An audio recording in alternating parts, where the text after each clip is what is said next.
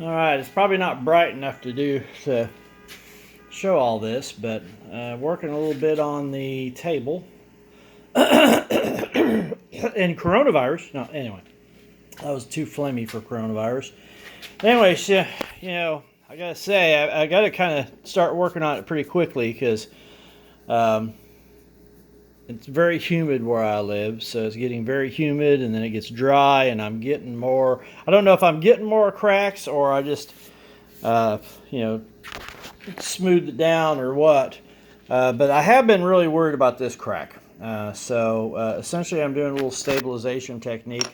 Actually, as you watch me do the table, I'm going to be doing a lot of these. But that's kind of a different topic. But let's talk about this topic. So I've got this crack right here, and it's on one lobe of the heart. By the way, I made that mallet. It's working really good too. I've been whittling the crap out of this. Anyway, but it goes almost all the way to here, and then what I don't want to do is I don't want to lose this lobe. So I've kind of got to stabilize it. Now earlier in other efforts, remember if you remember, the top is still down here, but earlier in other efforts I put some wood glue down here and just let it soak in. So that's helped a little bit, but I do starting to see some of the cracks open up, and I'm worried about this one. So what I'm going to do is I have a thing here called a bow tie, and I'm going to put another little piece of wood. This is actually Osage, so pretty strong piece of wood, heavy duty. And essentially what it is just dovetails, right? They're called bow ties. So if you ever look at river tables and all this stuff that everybody's doing with all these plank tables or slab tables and all that, you'll see people put bow ties in there, and that's what they're doing, is they're actually stabilizing those cracks. That's why they're in there.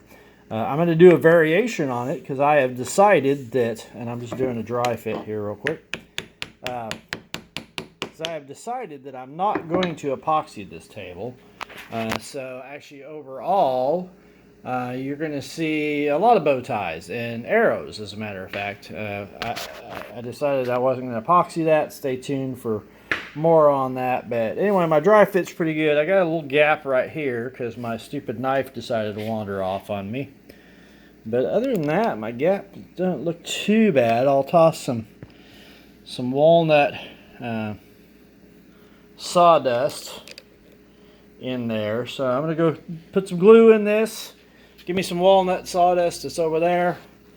Come back, glue this all up. I'll leave it proud like it is, and then basically just shave it off.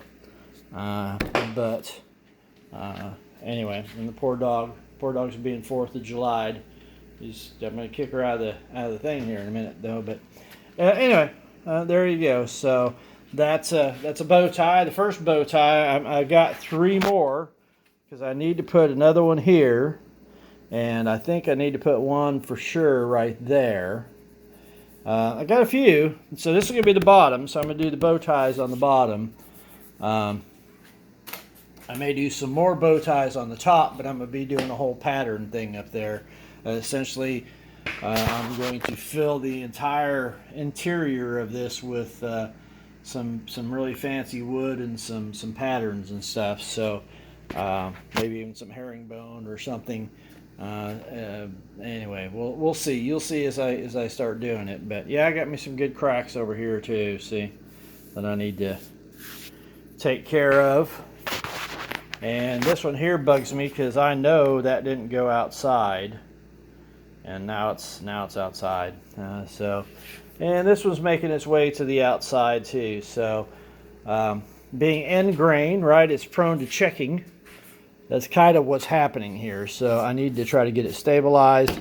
Start doing something with it in a jiffy. If you also saw, the last thing I'll hit on is I am routing out the punky wood slowly but surely.